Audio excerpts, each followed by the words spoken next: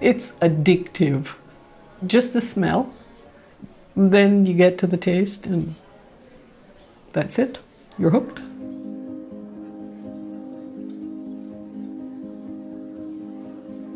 I think there's this kind of magical thing about drinking coffee with other people. People get together, they drink their coffee, and they talk. And it's not through a cell phone or an iPad, it's face to face. Coffee is one of these great drinks to promote communication. It's one of those great excuses to invite somebody to talk. A lot of people drink it because of the pick-me-up benefits that it provides. There's no doubt about that. There's something innate about drinking coffee. It just has an earthy character to it, and it's the first thing you put in your mouth in the morning.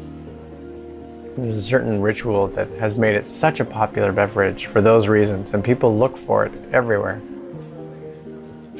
The real challenge is for us to make that experience better for people. As farmers, as roasters, as retailers, we can do that, and at the same time, hopefully, make it better for the planet. So we have a lot of work to do, and now is the perfect time to really work toward that together.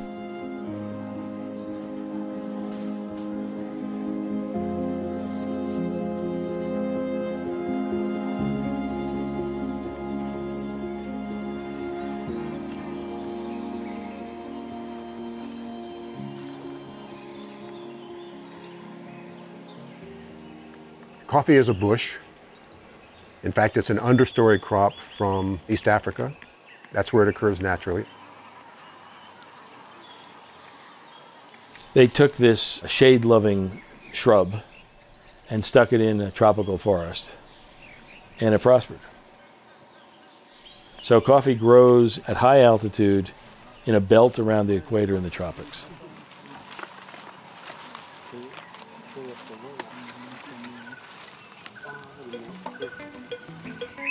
The whole world knows the birthplace of coffee is Ethiopia.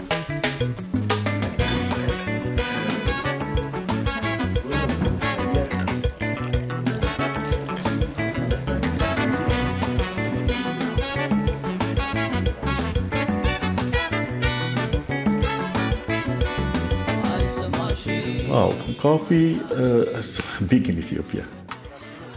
If you drive around or walk around, even in any downtown area, any city, you see Ethiopian coffee ceremony happening, and people actually love coffee.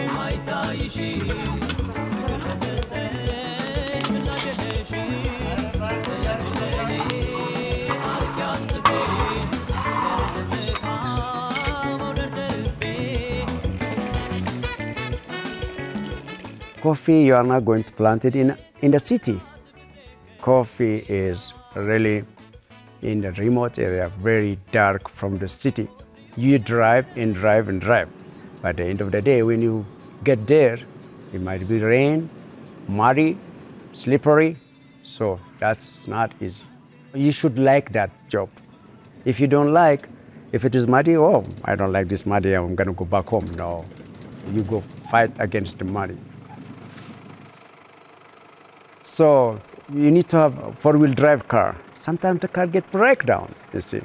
And then when the car breaks down, and then people start pushing the car, and then together, all together, you go on the top of the mountain where the coffee is. So it's not easy.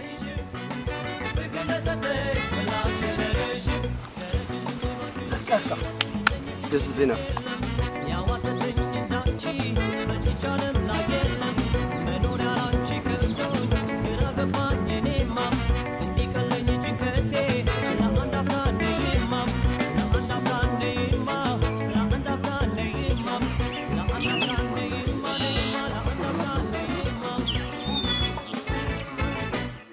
My name is Akamal Nouri. I'm a coffee farmer in Limukosa. My farm is 200 hectares altogether. The altitude is from 1,600 to 2,135 in between. When our country became to the communist, the Derg region nationalized my father's coffee. And then I left the country. So after I graduated in Yugoslavia, I went to America. I was working a lot of works there and then saving money because I have a dream. I have a goal. It was inside of me, to have my own coffee farm.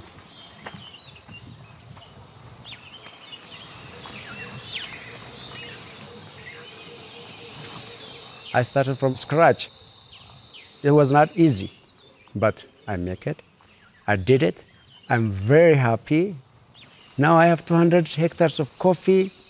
That was my dream. The dream comes true.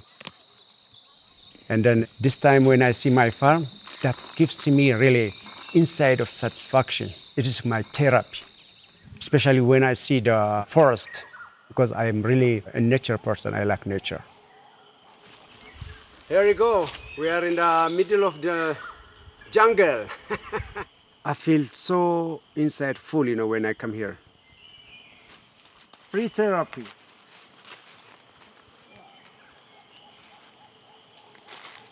My coffee is not only just a regular coffee, it is a forest coffee.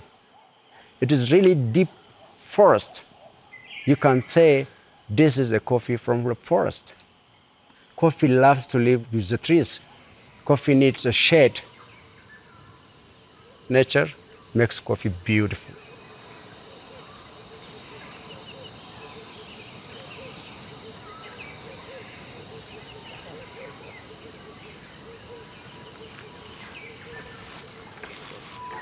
Shade-grown coffee is coffee that has tall trees over it that provide shade, and the shade is like a forest. It can also provide pretty good habitat for wildlife in general. Now, it can't replace natural forest. We should never say that. But for agricultural land use that is economically productive and gives something to farmers for doing what they do, and also has this dimension of environmental benefits, that's a pretty good system. There's not a lot of cultivated crops and plants that can make that claim. Coffee is a forest plant. So if you're a forest plant, you grow in shade. You may not be able to plant as densely in shade but you plant far more closely to its natural habitat. And so that's what you're trying to replicate. You're trying to get a moderated shade, not no sun, but you're trying to get that dappled so that the sun comes through, but there is shade, there is cool, there is moisture. Moisture is very important. The shade's part of the moisture. I'm Dorian Rowan Campbell, and my farm is Rowans Royale. The Blue Mountains are exquisite. It's a real privilege to have a farm there. They're beautiful, and the flavor of our Blue Mountain coffee is exceptional. It's 8 acres. A great deal of the farm is just in forest because it's just too steep to cultivate anything on. It would not be ecologically sound to plant on it. So we have about 3 acres where we can plant coffee. And I've probably got 1.5 acres where the coffee is planted. It's not planted as closely as might be recommended, but it is an organic farm. It has to be sustainable. So there's a lot of other life that has to go on the farm apart from the coffee. Yes, a lot of birds. Yeah, a lot of birds. Yeah. If the time be clear, you don't see a lot of birds. Old man witch and woodpecker, hunty-katy, goldfringe, and you name it. And blowy, and them they're the most. What the big one here? What the big bird in here? Mountain witch. We have mountain witch, we have white belly. We have the big bird them the name again. What they make so nice sound, the bird watcher them sometimes you see them all on the road and gather the sound, maybe to put in a movie or something, I don't know. My dad bought this farm when I was about 12. And so a lot of the big trees there have been friends for many, many years. He always did have a fair amount of trees, but not the amount of shade that I really want to have. My dad stopped cultivating in about 77, and I didn't start on the farm until 92. So it meant that I had a fresh slate. I could start doing what I needed to do, and I could learn doing it without making too many disastrous mistakes. And so I began to teach myself about organic. And it was teach yourself, because at that time, if you tried to go online, it was very, very expensive. Then I began to realize that part of going organic was making certain that you had the right mix of shade trees, flowering trees, shrubs, grasses. And so I began my quest for shade coffee.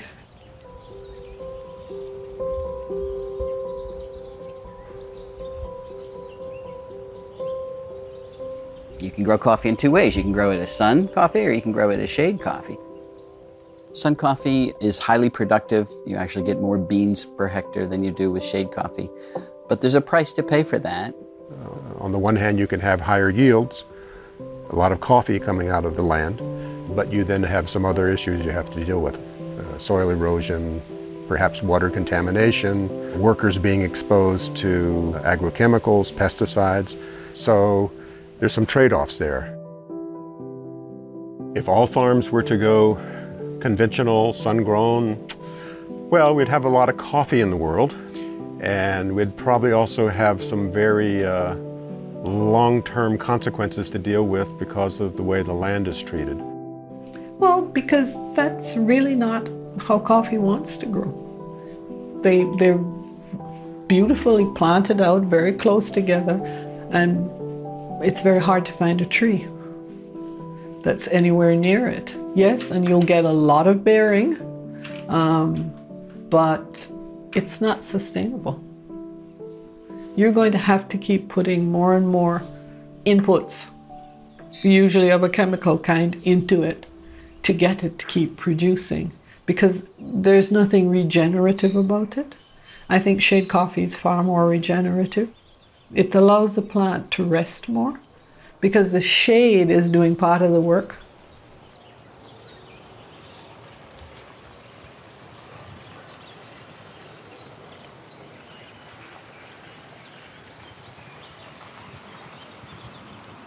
I'm Jefferson Shriver. I'm the owner of Gaia Estate here in Nicaragua.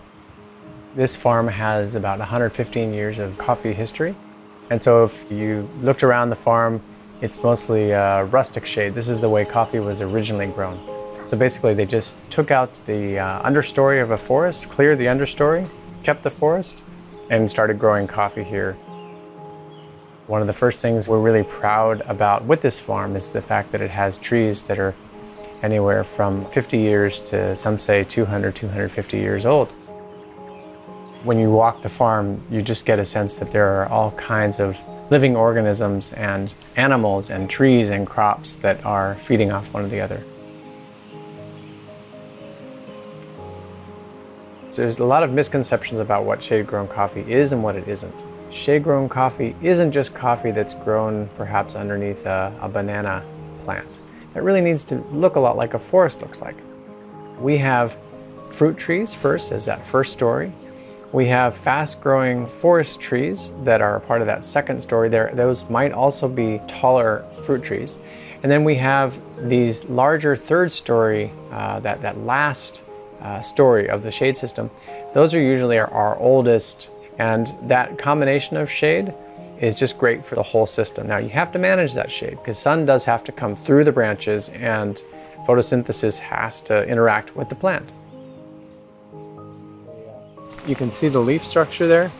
The leaf structure is thin and allows a lot of sun to come in, and because they're so kind of thin in that sense, they easily mulch back into the soil.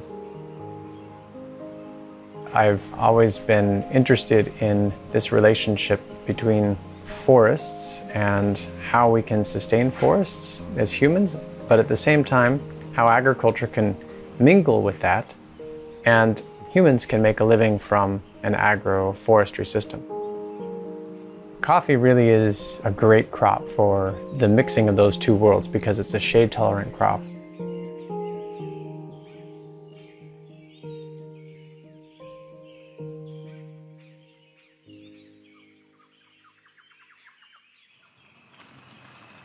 You choose, at least what we do is choose the most beautiful, big and red and healthy cherry, and that will eventually become a seed that we will plant in a nursery. This turns into a tree. There are certain different methods of how to do it, but you dry it, you wash it, then you put it in a bag and it starts growing for about 10 months. 11 months, and then you transport each bag, one tree, to the farm, and then manually you open a hole in the ground, you put some fertilizer, a little conditioner to the ground, and then you plant it. Then it's a year-long process. It's a non-stop process. You have to clear the small plant from weeds. You have to fertilize it, you have to take care of the shade. You have to also take care of him when the plant gets sick. You need to give him medicine, vitamins, so he grows healthy and strong. Yeah, no active spores. No, it's okay.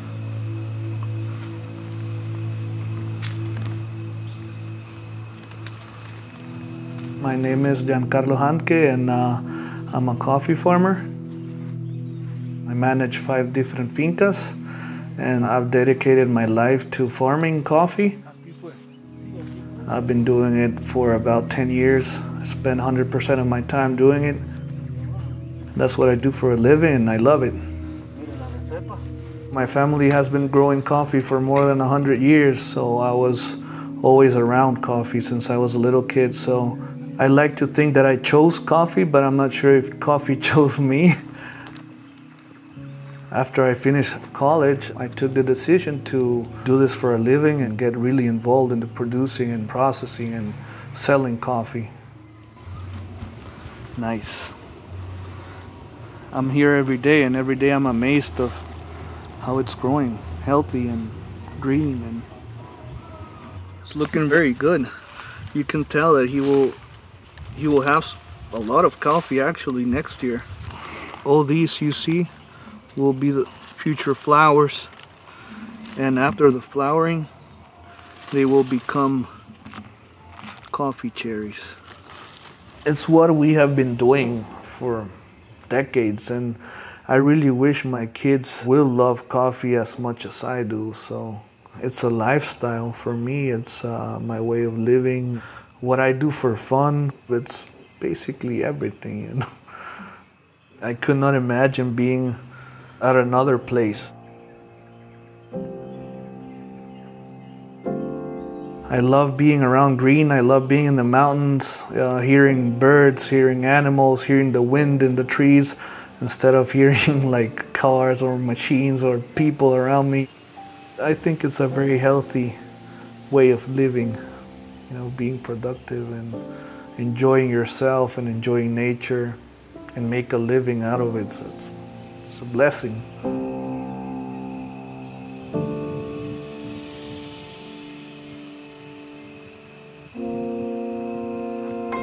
So coffee is a shrub that takes 3 years to get its first crop. So you have to plant a seedling that can come from your own seed, no problem. And it grows up to, usually about 2 meters. Then you want to be pruning it, so you don't want it to get too high. And after 3 years, you get your first harvest. And if you are fertilizing it well, you're pruning it well, you're getting good weeding around it, the coffee can be quite productive. You have to have a reasonable amount of rainfall and some good humidity in the soil. It's always helpful to have cool nighttime temperatures as well. So most coffee is grown above, say, 600 meters, 500 to 600 meters, and ideally, it's say 1,000 to 1,500 meters. And that is how coffee is grown for the most part, yeah. That same coffee shrub can last anywhere from 15 up to 30 years if you're doing regular pruning. What takes place during the growing season is a lot of cleaning, feeding, looking after the trees. Definitely it's a year-round effort. The cherries, when they emerge from the tree, they come out in the color green, and then they start to turn ripe in September, October, November. We measure the sugar content, the bricks of sugar, and it's kind of like a wine grower does. We pick the cherries when they're deep red. It's a quality issue, okay? So you can correlate how good the coffee is going to be by how good your pick is.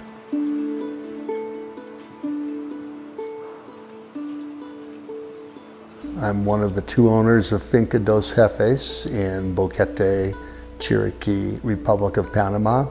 We're a small farm, 2.7 hectares.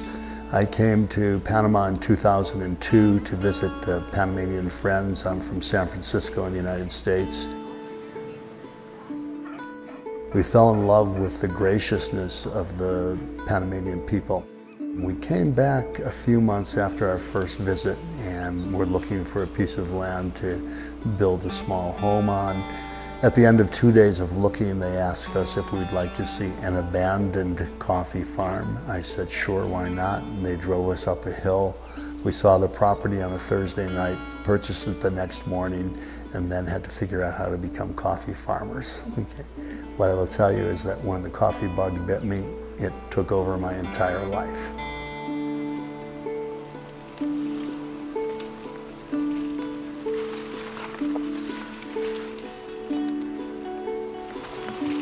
Harvests generally take about 4 months on a farm. Everything doesn't turn red at the same time, and that's why it's so labor intensive. You'll work an area of the farm, take everything deep red in color off of it, move picking someplace else, and then return. Each tree picked between 8 and 10 times during the 4-month period, and everything's picked individually in a pinching, twisting motion so you can leave the stem on for the following year's growth.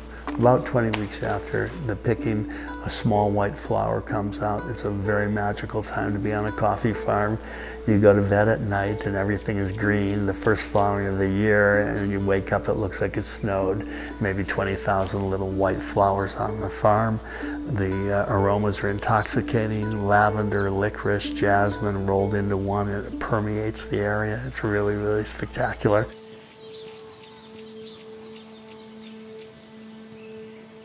The flowers don't stay on very long though. They fall off in 3 or 4 days. They leave a small bud, and then the bud takes 9 months to turn into a full-size green cherry, and then we start that cycle again.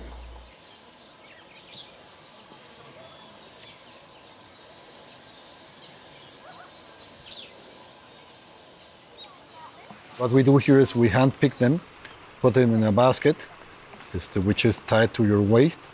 So the pickers have their 2 hands free and are able to hold themselves in the terrain, which is uneven or it's wet, so it's slippery.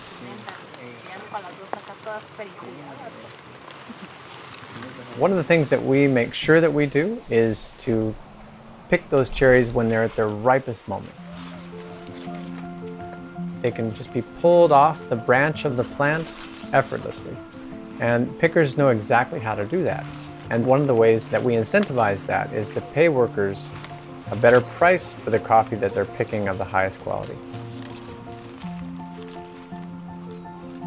So we will do that, and pickers are really proud to be working with us because they get a better wage for what they're picking, and they know they're picking the highest quality coffee. So they really take pride in that.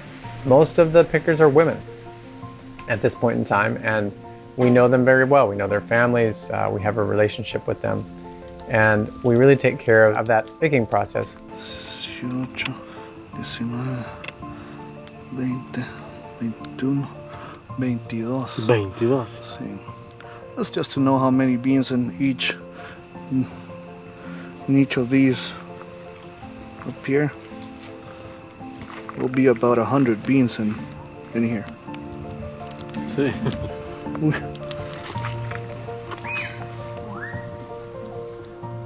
Once the coffee is ripe, you pick only the red cherries, and those red cherries are hauled to a processing station.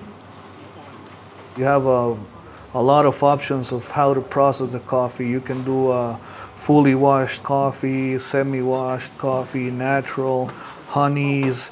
You can dry them in the patios. You can dry them in raised beds. You can dry them in a machine. So it's what your consumer or your buyer wants.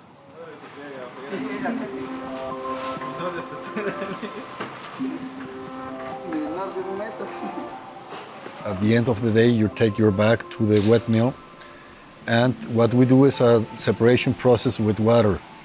The heavier beans go to the bottom of the container, and the floaters are classified because they're lighter. We depulp the coffee, ferment the coffee, wash the coffee, and then after we wash it, we send it to the patio to dry the coffee.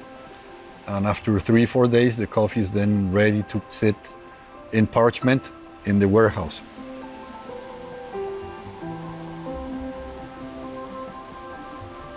You need to have a lot of patience, and you have to have a high amount of knowledge because the process can go wrong at any given time. And so if you are harvesting the beans when they're not quite red enough, if you're fermenting the beans and you don't ferment long enough, or you ferment too long, if you are taking off, removing the mucilage and you don't really get all that mucilage off, if you're drying and you don't get the right humidity, the quality of the cup can be completely changed. When people drink their cup of coffee, they don't realize all that's going on beforehand, and it's an incredible process.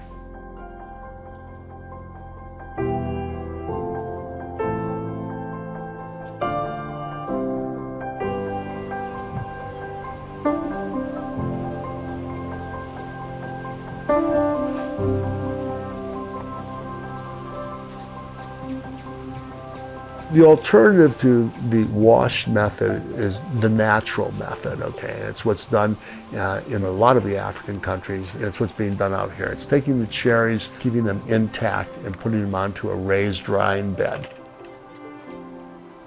On this farm, the very first thing that we do when we pick the cherries is we float them in a wheelbarrow full of water, okay? 98, 99% will drop directly to the bottom in a normal year. So we have 1 to 2% floating. Those that float we know will never be good coffee. They don't have the right nutrient material. We skim them and compost them. The other 98% go onto the drying beds, and they sit in the sun on this farm for 20 to 25 days of good sunshine. Good sunshine is the operative word in that statement, okay? Every evening or whenever it threatens to rain, they need to be covered. It's labor intensive. 2 guys, maybe 3 hours every evening during our 4-month drying period. At that point, we allow the coffee to rest for a minimum of 90 days. During that resting period, the properties of the coffee settle down and the coffee becomes better, okay?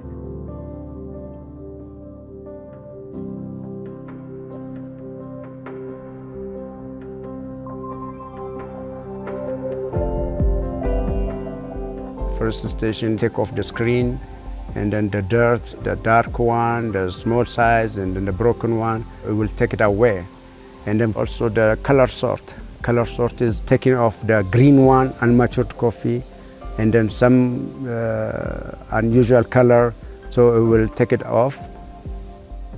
Finally, if something passes from machine, the last destination is the human being. The ladies are picking something which machine did not get it.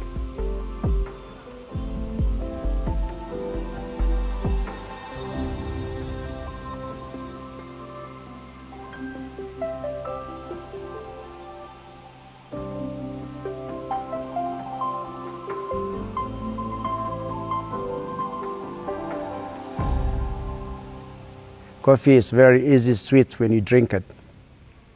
It's not easy preparing. From A to Z, when you come from down to here, long process. Okay, now we are talking about coffee, farm, and then the agricultural technique, everything. You see, this is all about coffee. You see here, it's all coffee, ready to export.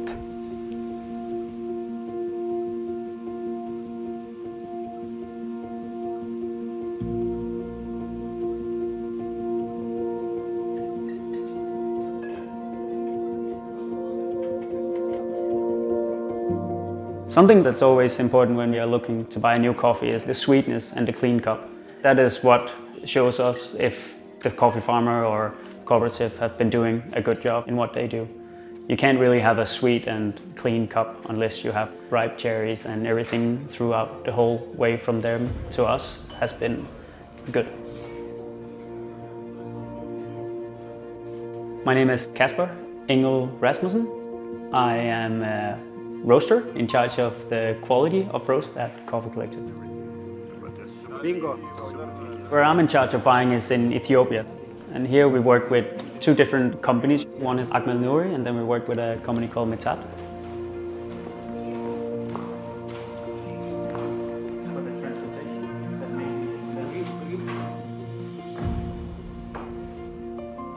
The way we taste the coffees is that we set up a cupping. It's kind of like a standard way of tasting coffee in the coffee industry.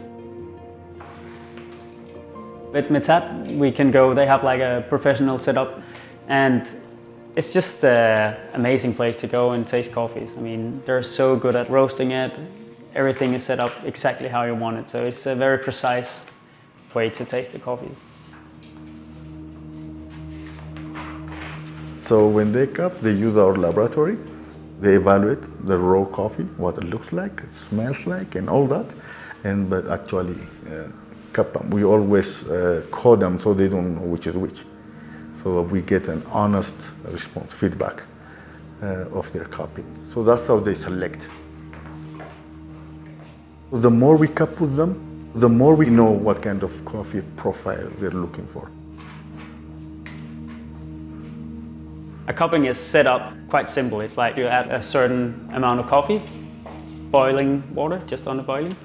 Let it sit for 4 minutes, then you stir it. Make sure it's like stir everything, so everything that's extracted is blended. And then you just let it sit, skim the crema that's on top, and then you just slurp it with a spoon. And it's a horrible sound.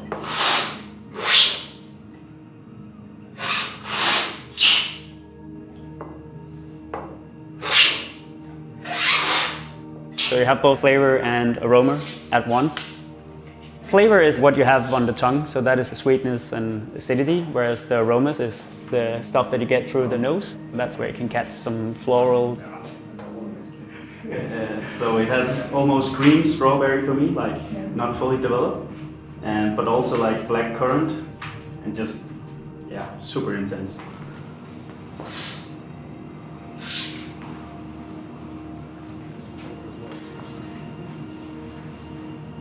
It's very elegant and citrus and bergamot, very clean, lacks maybe a bit of sweetness.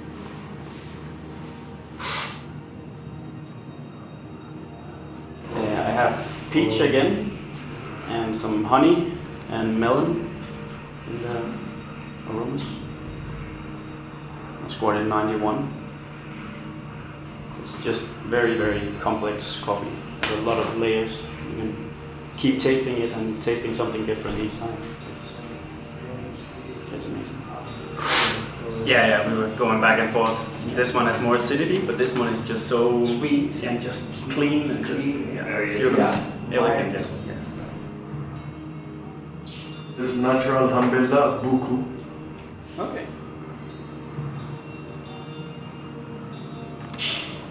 Last washed Hambella Bentinenka.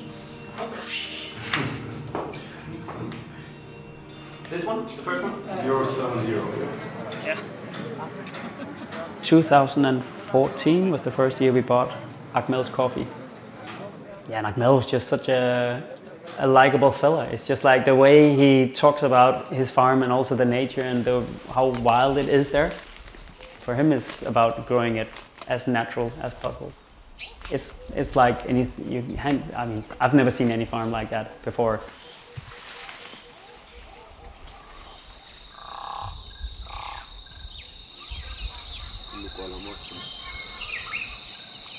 I'd been down south and met some guys there. They're so professional and everything is so well organized, and I was like, wow, this is cool.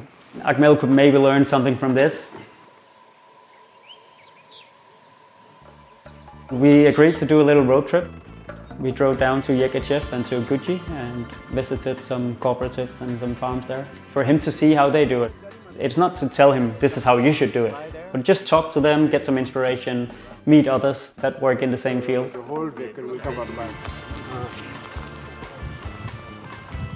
He got to talk to one of the agronomists there, and they got along really well. So it was very much them going together out in the forest, talking about different techniques.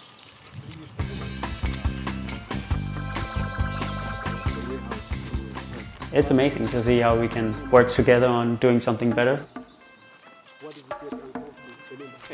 This will grow fast, Yeah, and exactly. then use it for 5 or 6 years, and then the other one will replace it. Yeah, okay. Then the other one will grow the permanent one. taller, and then it will give the shade. The coffee bean is just a seed inside a cherry. So when you take it out, it's green and it's almost hard as a stone. Sometime in history, people figured out that if you roast this, you can actually create some aromas. We just turned something that tastes like grass into something that tastes like coffee. When we receive the samples of the coffees, we have to make a decision what we want to do with it. We have this test roaster, so we test everything. So we kind of already know when we receive the coffees, what do we want to achieve with this coffee? Is it to be used for espresso? Is it to be used for filter? And then it's just, all based on experience. So what do you want to create a coffee? Do you want it to be like super wild and aromatic? Does it have that by nature? Then that's what we want to highlight. If it's just a very balanced, smooth, sweet coffee, then we want to highlight that and then we roast to another degree.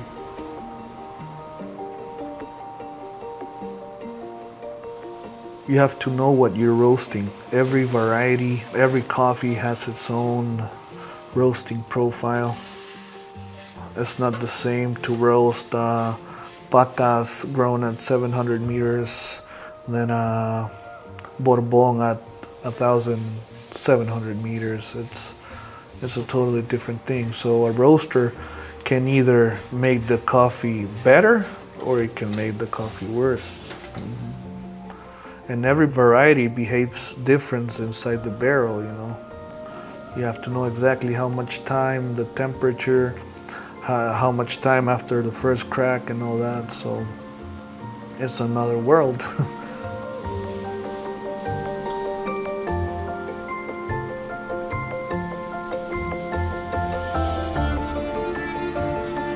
You have to adjust the profile as the green coffee comes in, because every bag of coffee is different.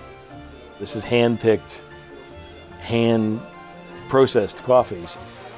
So I think it's really important to roast it properly. Roasting is a science.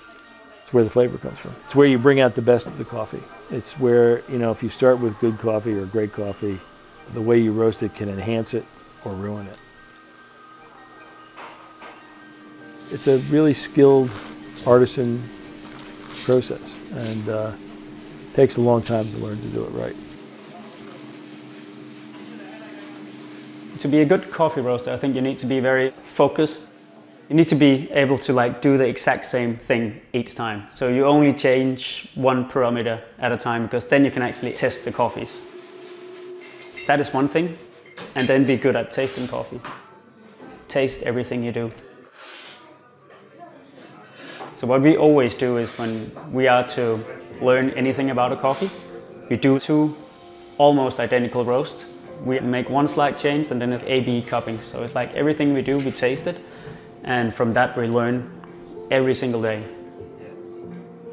On the cupping table, it's more about the nuance of the specific roast. What is it that makes this one better than the other? What did we do different? It's just a long process of trial and error. We have all these different graphs that we can look at. When we combine that with we taste everything, all of a sudden we have this big puzzle where we can go in and actually see what creates more sweetness, what creates more acidity. So we can use this as a tool to learn more about roasting coffee. Every roast degree is a preference. So if something is dark roast for me, maybe that's a light roast for others. So instead of talking about light or dark, I'd rather just say that we roast to the degree we feel is the best to suit the coffee and the brewing method.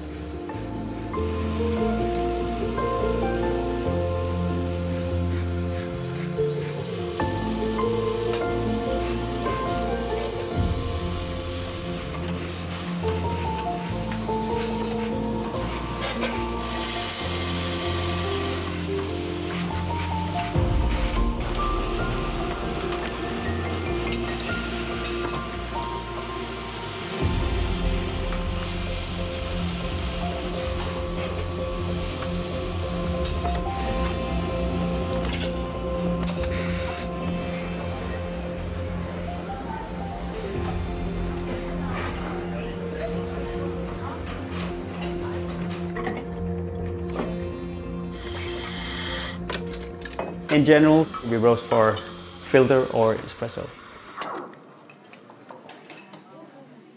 Filter coffee creates a very clean, aromatic experience where it's very much focused on the terroir of the coffee. If you brew a French press or an AeroPress, that's actually a different brew method. The water and the coffee is soaking together, whereas in a filter, the water just passes through the coffee. So even though you kind of end up with something almost similar, it's actually 2 different brew methods.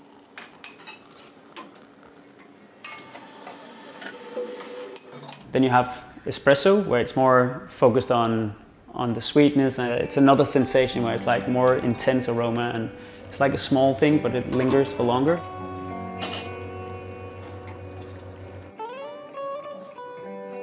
I think there's some essentials when you are to brew a good cup of coffee. Water is where we kind of extract the flavors. So good water and a good grinder, that is the most basic thing. If you have that, you can brew amazing coffee on any coffee brewer.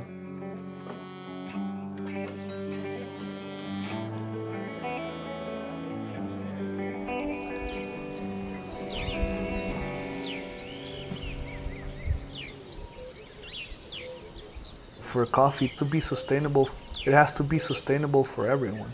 The roaster, the buyer, the farmer, the farm worker, for all the people involved in the supply chain.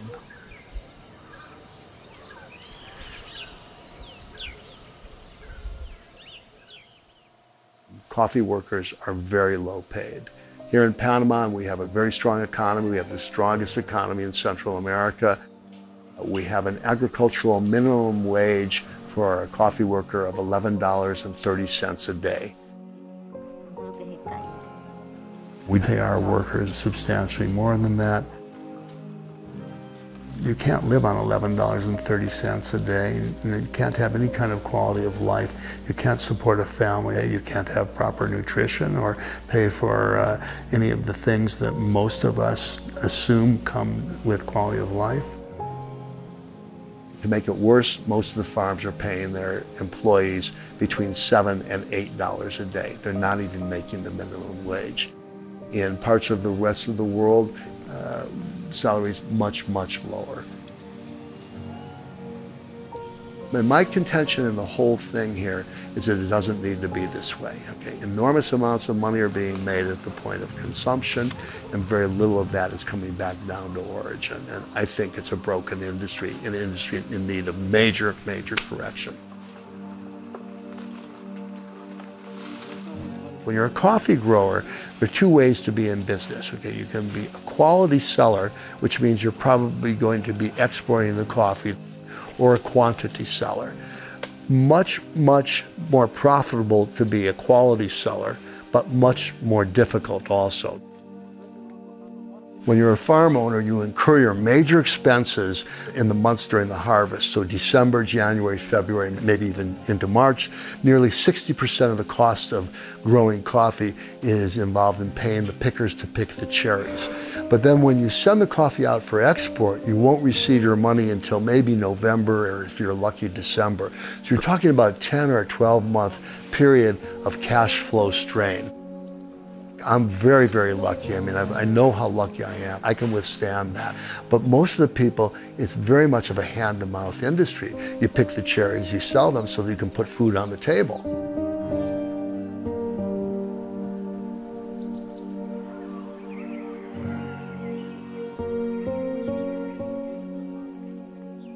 Everything is changing from year to year. The market price has been down to around $1 a pound. You can't even produce coffee at that cost. We want to create coffee experiences that excites us, but also where we get to pay better prices to farmers.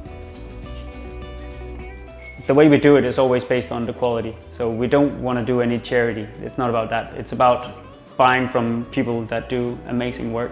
And we know if we want the best quality, we need to invest in the coffee. So we need to pay a price that's fair for the product. It's easy to say we pay well, but is that to an importer? Is it directly to the farm? I'd rather be talking about the traceability. How transparent are companies really willing to be? I think that's the way we're heading. We do trade as direct as possible. Sometimes it's with the farm, sometimes it's with a cooperative. It's been about making sure we do certain things. We pay minimum above the market price. We visit the producers, so we build on the relationship. Well, first banana than coffee here. Yeah. We work with people in some pretty poor areas.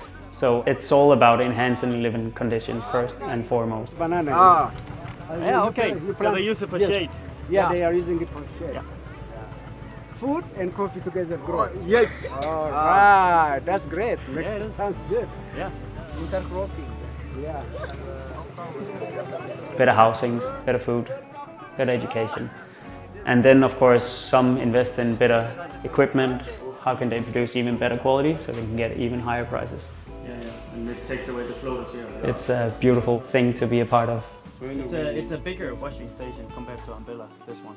This one? Yeah. We work with many different countries now. In some countries we work with cooperatives, some other we work with small private farms, and some we work with bigger private farms.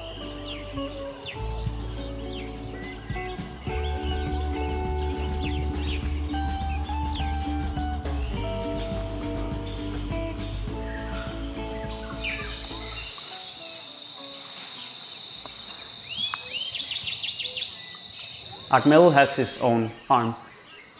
I try to go twice a year, and we've been working many years to get the quality up. The big lot we buy, we pay $3.70 per pound direct to Ahmed. For the special things that we work on, we pay everything from $4.50 up to $7 per pound.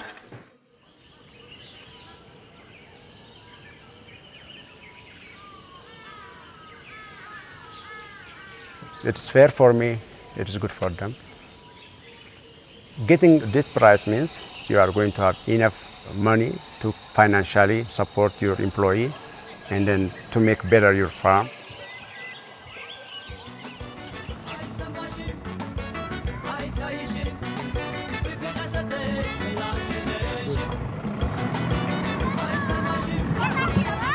When you work, you are not working for yourself only. You work for the country, you work for your family, you work for the community. Really, it's good, makes you happy inside of you. I support community school. Sometimes I go to give them a lecture because education is powerful. By being educated, and you can have a lot of opportunities. So please come to school and then be a good student. And then I help school always every year financially, build classes, and then buy equipment, sport equipment. I bought last year a computer for the school. It means a lot for them because kids, they never saw the computer at the school. It's a very remote area. Okay. Thank you very much. This year, they gave me an award. The award is what I did for the community for the last few years. And then they're really very thankful. They said really they appreciate what I did for the school. And then I said, no problem, we work together, and then whatever I can, I will help the school.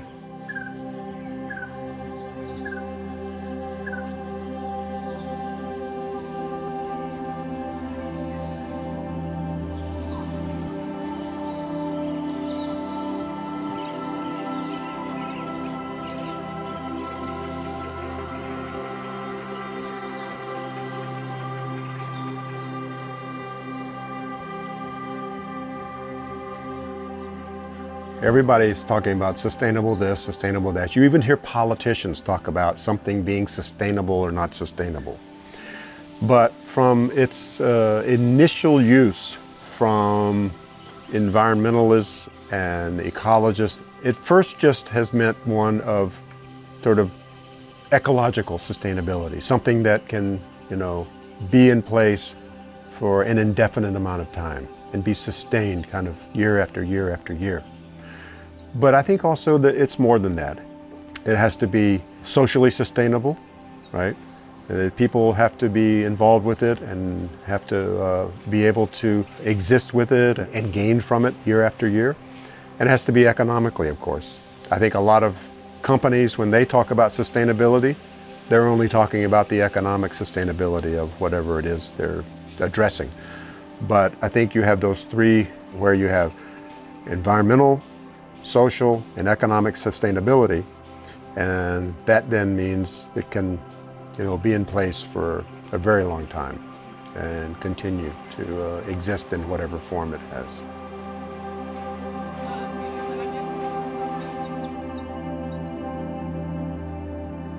If we valued the ecosystem services that were produced on shade coffee farms, and that's not just saving the birds, it's protecting the watershed, it's creating lumber, it's sequestering carbon, it's saving pollinators. We need to do all of those things, none of which is happening in sun coffee. Then the economics would be very obvious. The trouble is, we don't value those things. We value them, but we're not willing to pay for them. If there was actually monetary values associated with that, this would be a no-brainer. Everybody would be doing shade coffee.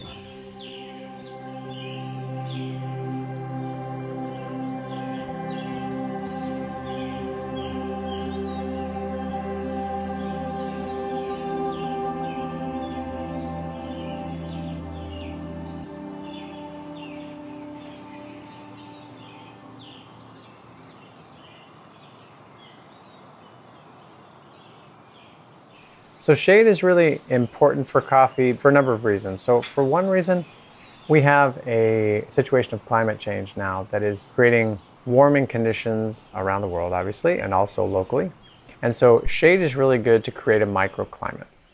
So that really helps us. Shade also really helps to generate nutrient recycling. So the trees will drop leaves that will mulch into the soil and provide a certain level of fertilization and nutrients to the coffee plants themselves. That's all really good for the coffee. Coffee doesn't need tons of rain, but it does need a good level of humidity that stays in the soil. The trees defoliate at the end of the harvest season, just as the dry season's beginning. And that's an incredible thing because basically this blanket of leaves then covers the soil when the soil needs it most. All around, shade is just a great companion to coffee. Here at Gaia, we have over 70 species of trees. It is really a lot like a forest in that sense. If you walk around this farm, you're going to see tons of butterflies, you're going to see tons of insects. We're really proud of the sanctuary that it provides for birds and all kinds of wildlife. You know, we have iguana, we have armadillo, we have rabbits, we have deer. We have all kinds of wildlife here, and it's just really great to see this haven for wildlife on a farm. I love really nature, and then I love wild animals also. There's a sign, don't cut the trees, and then no shot. Don't kill animals.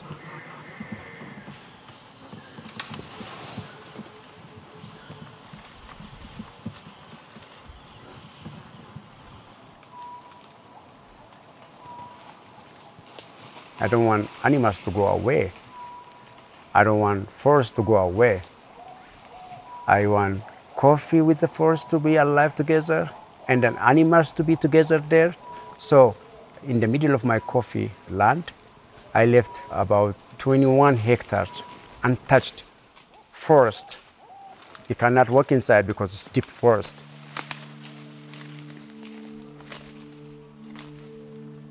Sometimes when you see animals, they run away. You know where they are going to run away? In that deep forest. So which means they have a place where to stay. Yeah, you cannot follow them, you cannot get them. It is just, hey, I'm at home, goodbye.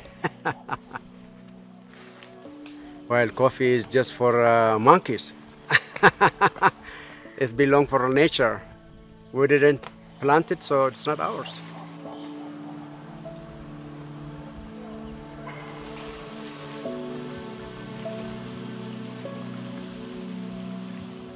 We have a lot of very interesting animals there. Monkeys, and then wild pigs, and hyena, a lion, and then deer, a lot of birds. Well, the birds that make use of coffee farms, they're not there necessarily for the coffee. They're there for the shade trees that are protecting the coffee. The birds will come to a shade coffee farm, especially if there is a diversity of shade trees. You know, there are flowers that are providing nectar for certain birds. There are plants that are attracting insects for other birds that make use of insects. There are places for birds to hang out because they feel safe, because it's dense vegetation. There are lots of trunks and limbs that certain birds like to run around on, and you know, birds do different things depending on what species they are. So all of that structural diversity then provides what ecologists call different niches for birds to make a living. And so the more niches you have, the more bird species you can support.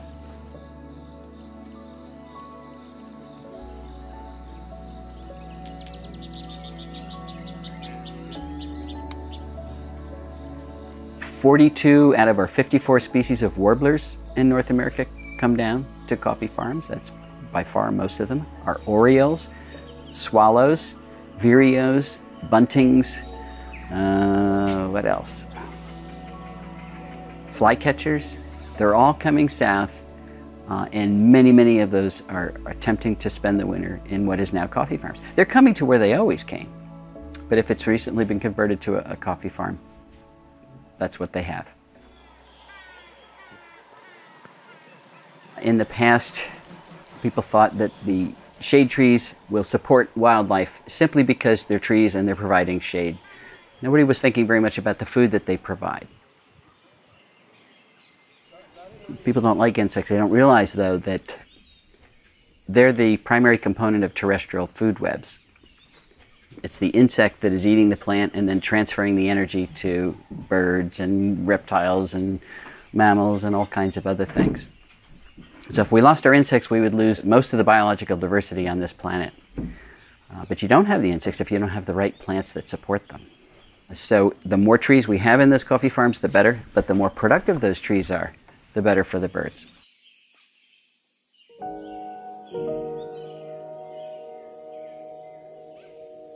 Birds are ecological indicators that tell us how our ecosystems are doing. We have 50% fewer songbirds today than we had just 40 years ago. So that tells us there's something very wrong with the ecosystem supporting those birds. And those are the same ecosystems supporting us. And we don't want to wait till those systems collapse to try to do something about it. We've got to do it proactively.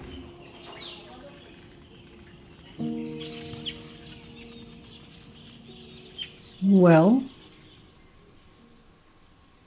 there used to be an ad which said if you wink at a pretty girl in the dark, no one knows that you're doing it. You need to advertise. So I guess it's kind of like that. If you are doing all this work, you need something which says, I am doing it, and I can tell people that I am doing it. And I've been certified now since 2002. Everything that we produce is organic. And I'm not saying that everybody has to go organic, but they need to go sustainable. And conventional production is not sustainable. I don't think that you can feel that you have custody over a piece of land that you can abuse. And to me, putting in massive pesticides and fertilizers which break down the soil is a form of abuse. So I had to find a way of working with the soil, with the farm, with the plants that were there. And the process was organic. What the certification does is to make sure that people know that you are doing what you say you're doing.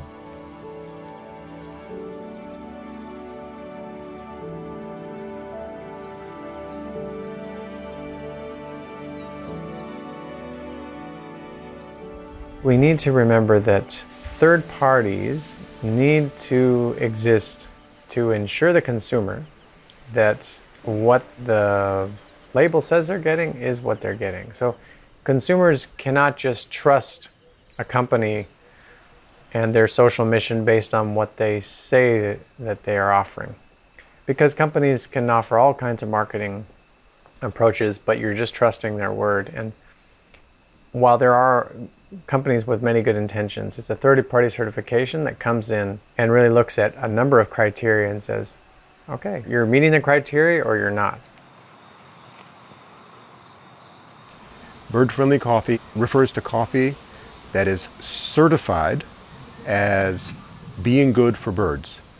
Now, the first criterion for us is that the coffee needs to be certified organic. Just because there's way too much scientific literature on the impact of agrochemicals on wildlife. If a farm is certified organic and then the management of the shade meets some criteria we created, then it can be bird friendly. Now, the criteria that we created came directly out of field research done by colleagues that I have at the Migratory Bird Center, where it was determined that the height of the trees is an important factor. The species diversity of the trees that are providing shade is an important factor. The overall foliage cover that is being provided is an important variable as well. And the structure is also important. Well, sun-grown coffee does not have canopy trees. It's fully exposed to the sun.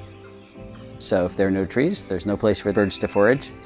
And then you're certainly not producing the insects they want to forage on. So it's a very harsh environment for birds.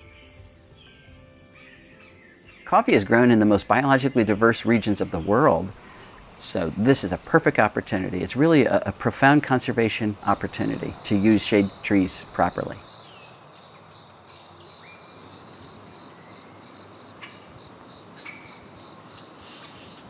We have the option of growing the coffee and saving it for something else at the same time. So we're not talking about giving up the agriculture. This is just one of the unique opportunities to do both at the same time.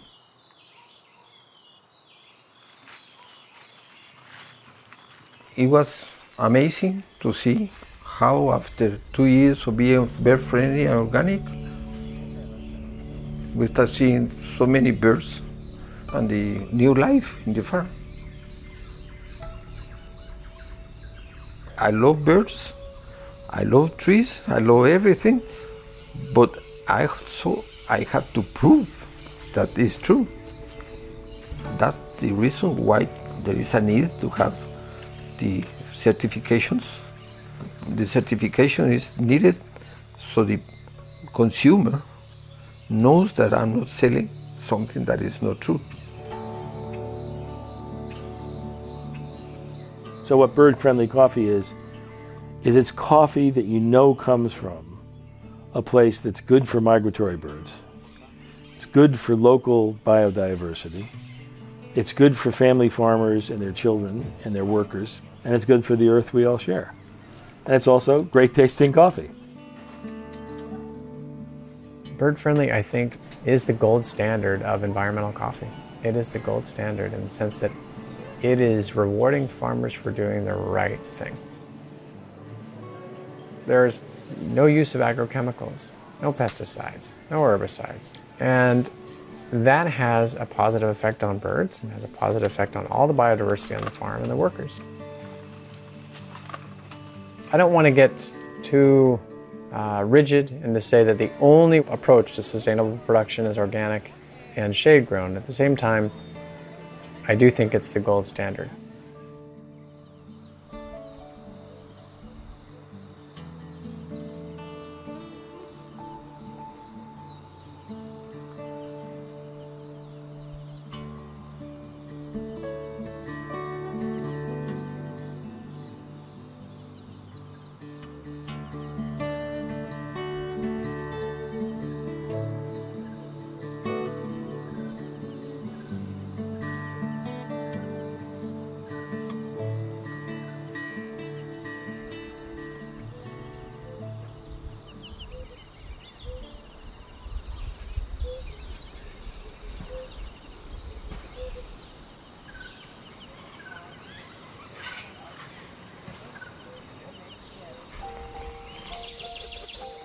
We have 132 species of birds that we've observed on the farm.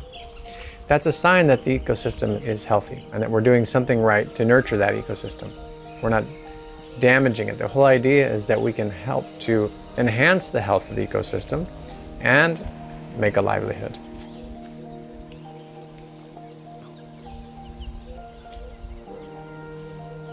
We need to plant for the future and grow for the future. So that's what sustainability is. It's looking down that road and saying, if I do this, this soil is going to be healthy. These trees are going to be healthy. We're going to be able to keep producing on this land.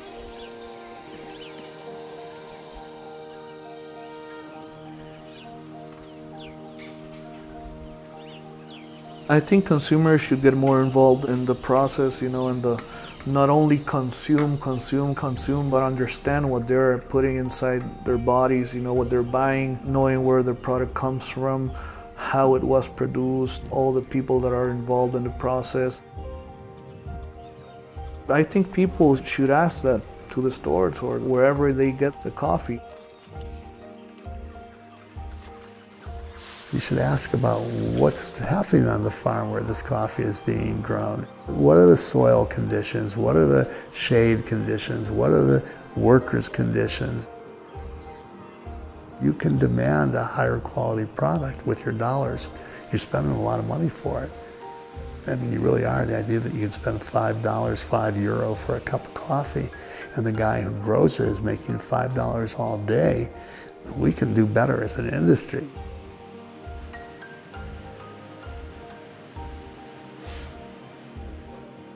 There'll always be coffee. Okay, there will always be coffee. The question is whether there will always be wonderful specialty coffee. I think there will be.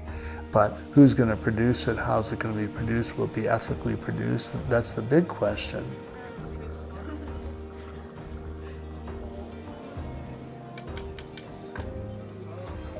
There have to be market incentives for sustainable production of coffee. And until that happens, then farmers will be responding to signals that will enable them to make a living. And we just have to get those market signals right.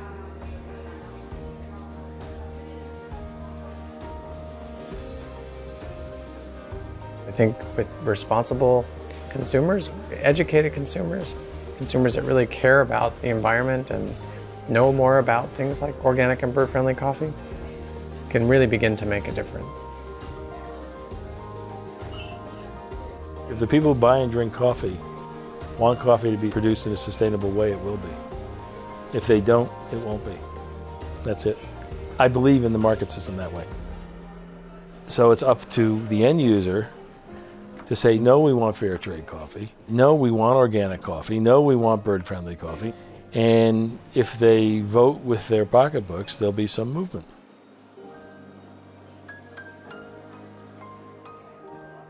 You can do a lot of good just by drinking coffee. It's a great way to feel good. It's a great way to start the day.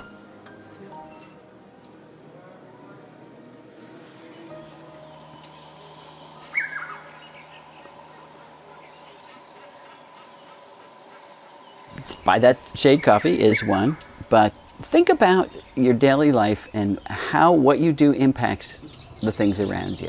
Very simple changes often can make a huge difference. We've had this idea that humans are here and nature is someplace else. And that worked for a long time because there weren't very many humans and there was a lot of nature. Now there's a lot of humans and very little nature, not enough nature to support all those humans. So we now have to have nature again in our yards, where we farm, in our cities, where we play. We have to share all of our spaces with other species. And that's fun. We're not talking about a sacrifice here.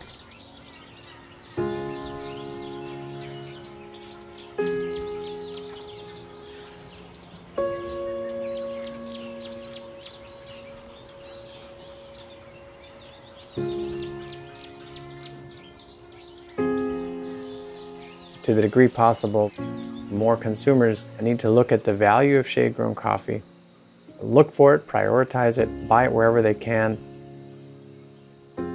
It might cost just a tad bit more, but it really is worth it for the farmers, for the landscape, for the planet.